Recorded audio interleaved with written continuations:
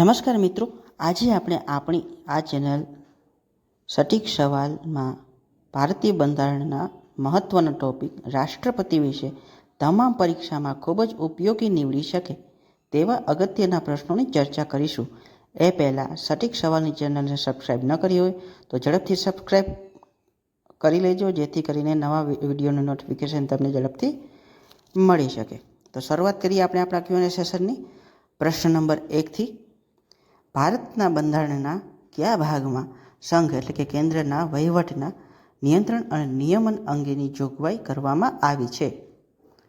તો ભાગ નંબર 5માં. પ્રશ્ન નંબર 2. ભારતના બંધારણના કયા અનુચ્છેદમાં રાષ્ટ્રપતિ પદની વ્યવસ્થા કરવામાં આવી છે? તો મિત્રો, રાષ્ટ્રપતિની વ્યવસ્થા અનુચ્છેદ 52માં કરવામાં આવી છે. ત્રીજો પ્રશ્ન. ભારત દેશના બંધારણીય વડા કોણ છે? તો મિત્રો, ભારત દેશના બંધારણીય વડા રાષ્ટ્રપતિ છે.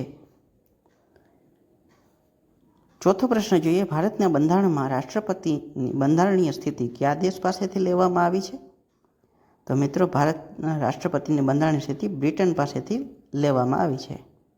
ભારતના બંધારણના કયા અનુચ્છેદમાં ભારતના રાષ્ટ્રપતિની ચૂંટણી અંગેની જોગવાઈ છે? તો રાષ્ટ્રપતિની ચૂંટણી અંગેની જોગવાઈ અનુચ્છેદ નંબર 54માં છે. છઠ્ઠો પ્રશ્ન. ભારતના બંધારણના કયા અનુચ્છેદમાં ભારતના રાષ્ટ્રપતિના કાર્યકાળ અંગેની જોગવાઈ છે?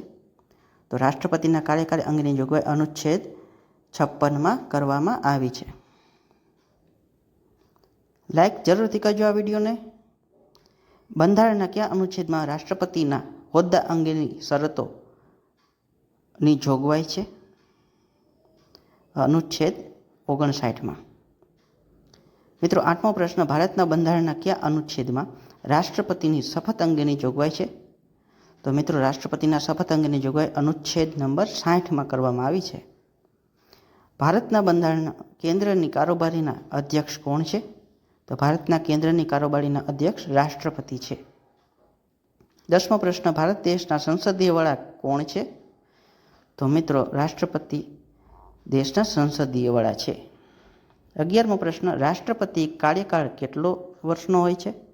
તો રાષ્ટ્રપતિનો કાર્યકાળ 5 વર્ષનો હોય છે.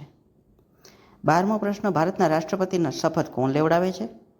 તો ભારતના સર્વોચ્ચ ન્યાયાલયના મુખ્ય ન્યાયાધીશ રાષ્ટ્રપતિને શપથ લેવડાવે છે. 13મો પ્રશ્ન. રાષ્ટ્રપતિ પદની ઉમેદવારી માટે વધુમાં વધુ કેટલી ઉંમર હોવી જોઈએ? તો રાષ્ટ્રપતિના ઉમેદવાર માટે વધુમાં વધુ ઉંમરની કોઈ મર્યાદા નથી. એક વ્યક્તિ કેટલી વાર રાષ્ટ્રપતિ તરીકે ચૂંટાઈ શકે? તો જવાબ ગમે તેટલી વખત.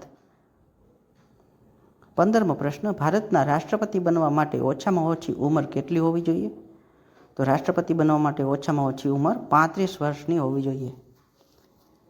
16મો પ્રશ્ન. ભારતમાં રાષ્ટ્રપતિ બનવા માંગતો ઉમેદવાર કયા ગૃહમાં ચૂંટાવાની લાયકાત ધરાવતો હોવો જોઈએ? તો રાષ્ટ્રપતિ બનવાનો ઉમેદવાર લોકસભામાં ચૂંટાવાની લાયકાત ધરાવતો હોવો જોઈએ. રાષ્ટ્રપતિની ચૂંટણીમાં ઉમેદવારી નોંધાવનારને કેટલી ડિપોઝિટની રકમ કઈ બેંકમાં જમા કરાવવાની હોય છે? તો મિત્રો, 15,000 રૂપિયાની ડિપોઝિટ રિઝર્વ બેંકમાં જમા કરાવવાની હોય છે, રિઝર્વ બેંક ઓફ ઇન્ડિયામાં. રાષ્ટ્રપતિની ચૂંટણીમાં કેટલા મત ન મળે તો ડિપોઝિટ જપ્ત થઈ જાય? તો 1/6 ભાગના મત ન મળે તો ડિપોઝિટ જપ્ત થઈ જાય. રાષ્ટ્રપતિની ચૂંટણી કયા સિદ્ધાંત મુજબ થાય છે? તો રાષ્ટ્રપતિની ચૂંટણી સમતુલ્યતાનો સિદ્ધાંત અને ક્રમિક મત પદ્ધતિ દ્વારા થાય છે. રાષ્ટ્રપતિ તરીકે ચૂંટવા માટે ઉમેદવાર કાયદેસર કેટલા મત મેળવવા જરૂરી છે? તો કે 50%થી વધુ મત મેળવવા જરૂરી છે. 21મો પ્રશ્ન. ભારતના રાજ્યનો પ્રમુખ કોણ છે? તો ભારત રાજ્યનો પ્રમુખ રાષ્ટ્રપતિ પોતે. મિત્રો, 22મો પ્રશ્ન. રાષ્ટ્રપતિની ચૂંટણીમાં ઉમેદવારી નોંધાવવા દરખાસ્ત મૂકનાર સભ્યો અને ટેકો આપનાર સભ્યોની સંખ્યા કેટલી હોવી જોઈએ? તો 50-50 સભ્યો હોવા જોઈએ ટેકો આપનાર અને દરખાસ્ત મૂકનાર. રાષ્ટ્રપતિની ચૂંટણીનું સંચાલન કોના દ્વારા કરવામાં આવે છે? તો રાષ્ટ્રપતિ ચૂંટણીનું સંચાલન ભારતીય ચૂંટણી પંચ દ્વારા. રાષ્ટ્રપતિની ચૂંટણી અંગે વિવાદ થાય તો તેનો ઉકેલ કોના દ્વારા લાવવામાં આવે છે? તો સર્વોચ્ચ ન્યાયાલય દ્વારા. 25મો પ્રશ્ન. ભારતીય બંધારણના કયા અનુચ્છેદમાં જોગવાઈ મુજબ રાષ્ટ્રપતિ તથા ઉપરાષ્ટ્રપતિની ચૂંટણી સંબંધિત વિવાદનો નિર્ણય સર્વોચ્ચ ન્યાયાલય દ્વારા કરવામાં આવે છે? તો અનુચ્છેદ નંબર 71 મુજબ. ભારતના આકસ્મિક નિધિનો સંરક્ષણ કોણ છે? તો ભારતની આકસ્મિક નિધિનો સંરક્ષણ રાષ્ટ્રપતિ પોતે. સર્વોચ્ચ ન્યાયાલય અને ઉચ્ચ ન્યાયાલયના ન્યાયાધીશોની નિમણૂક કોના દ્વારા થાય છે? તો રાષ્ટ્રપતિ દ્વારા સર્વોચ્ચ ન્યાયાલય અને ઉચ્ચ ન્યાયાલયના ન્યાયાધીશોની નિમણૂક થાય છે. 28મો પ્રશ્ન રાષ્ટ્રપતિને તેના હોદ્દા પરથી હટાવવા માટે કઈ પ્રક્રિયા કરવામાં આવે છે? તો રાષ્ટ્રપતિને તેના હોદ્દા પરથી હટાવવા માટે મહાભિયોગની પ્રક્રિયા કરવામાં આવે છે. ભારતના બંધારણના કયા અનુચ્છેદમાં રાષ્ટ્રપતિ પર મહાભિયોગ પ્રક્રિયાનું વર્ણન છે? તો અનુચ્છેદ 61માં મહાભિયોગ પ્રક્રિયાનું વર્ણન છે. ભારતીય બંધારણ મુજબ રાષ્ટ્રપતિ પોતાનું રાજીનામું કોને આપે છે? તો ભારતીય બંધારણ મુજબ રાષ્ટ્રપતિ પોતાનું રાજીનામું ઉપરાષ્ટ્રપતિને આપે છે.